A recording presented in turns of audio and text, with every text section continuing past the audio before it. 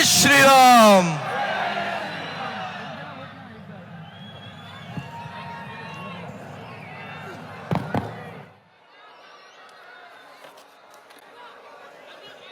मेरे साथ बोलिए, भारत माता की। क्यों भाई, संभाजी नगर वालों की आवाज को क्या हो गया है?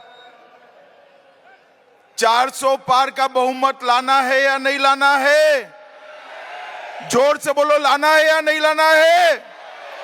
मोदी जी को तीसरी बार प्रधानमंत्री बनाना है या नहीं बनाना है? तो ऐसी आवाज नहीं चलेगी।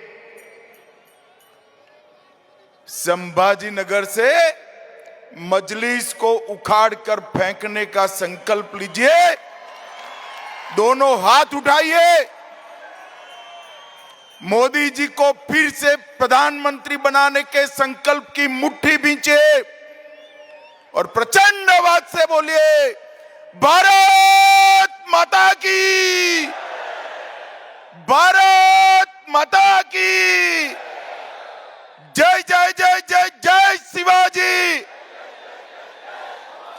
जय जय जय जय जय भवानी।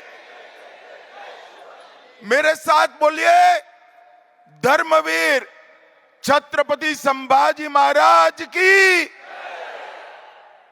आज मेरे साथ मंच पर उपस्थित श्रीमान देवेंद्र फडणवीस जी, हमारे प्रदेश अध्यक्ष श्रीमान बावनकुले जी, मेरे मित्र और केंद्रीय मंत्री श्रीमान राव साहेब दानवे जी, पंकजाताई मुंडे जी, श्रीमान अशोक राव चौहान जी, श्री भगवत करार जी, श्री अतुल सावे जी, बहन विजयाताई राहतकर जी, श्री प्रताप राव चिखलीकर जी, श्री सुजय विखे पाटिल जी, श्री अजीत गोपछड़े जी, और आज संभाजी नगर में इतनी बड़ी संख्या में आए हुए प्यारे भाइयों, बहनों, माताओं और मेरे जिगर के टुकड़े जैसे युवा मित्रों,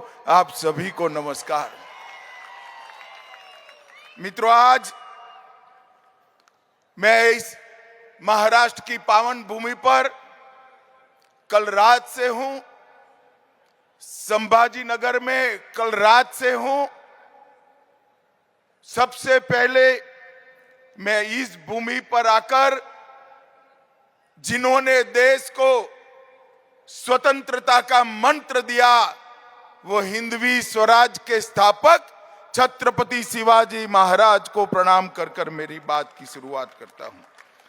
मैं जब यहां आया हूं तब जिनका पूरा जीवन सालों तक इतिहास को बलिदान और स्वतंत्रता की भूख की याद दिलाता है, वो धर्मवीर संभाजी महाराज को भी प्रणाम कर कर मेरी बात की शुरुआत कर। यही भूमि है, यही मराठावाड़ की भूमि है, जहां संत एकनाथ जी ने, संत ज्ञानेश्वर जी ने, जनार्दन स्वामी ने, सिखों के गुरु गोविंद सिंह जी ने भी यहां अध्यात्म और भक्ति का रास्ता प्रशस्त किया।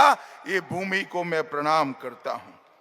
मित्रों, मराठावाड़ के मुक्ति संग्राम के लिए गोविंद भाई श्रॉफ और स्वामी रामतीर्थ, जिन्होंने निजाम के खिलाफ आवाज बुलंद की, ऐसे हुतात्माओं को भी मैं प्रणाम कर कर मेरी बात की शुरुआत करना चाहता हूं।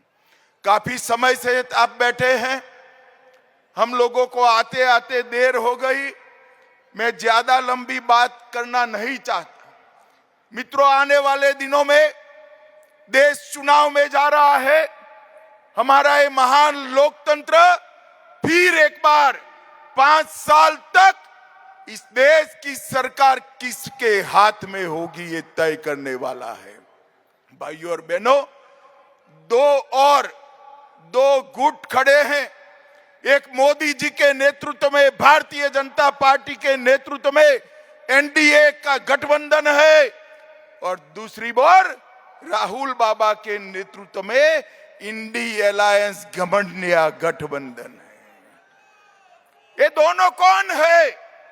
एक और नरेंद्र मोदी जी है, जो देशभक्तों की टोली भारतीय जनता पार्टी के नेता है और 10 वर्ष में भारत के अंदर आमूलचूल परिवर्तन लाने का प्रयास किया और जिनका लक्ष्य है 2047 में भारत माता को विश्व गुरु के स्थान पर बिठाने का लक्ष्य है। और दूसरी ओर ये परिवारवादी गठबंधन, इनका लक्ष्य क्या है?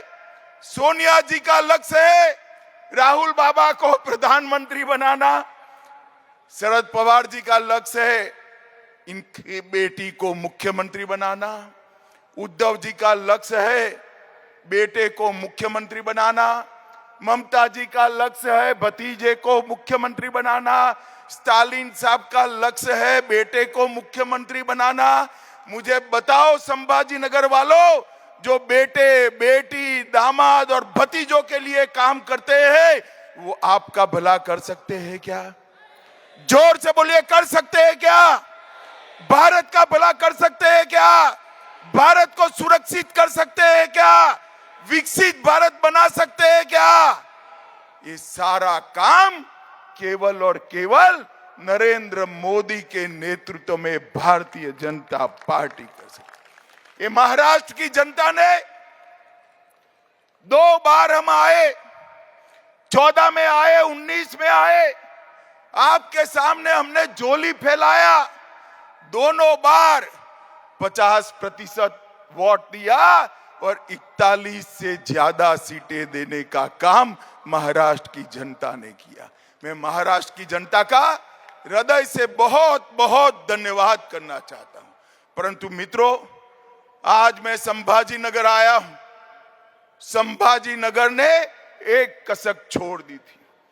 देश के पहले गृह मंत्री, लौह पुरुष, भारत रत्न सरदार पटेल ने ये मराठा वाड़ को निजाम के कुशासन से मुक्त किया था और मजलिस को यहां से हटाने का काम किया था। हमारी छोटी सी गलती, छोटी सी आलस, और आज फिर से मजलिस बैठी है। संभाजी नगर वालों को एक कबूल है क्या? जरा जोर से बोलिए, आप सहमत हो क्या? आज इस सभा से संकल्प कर कर जाइए, सरदार पटेल ने जो आजादी के बाद निजाम से मुक्ति दिलाई थी, ये नए निजामों को आप फिर से एक बार घर में बिठाकर उनकी जगह बताने का काम करेंगे।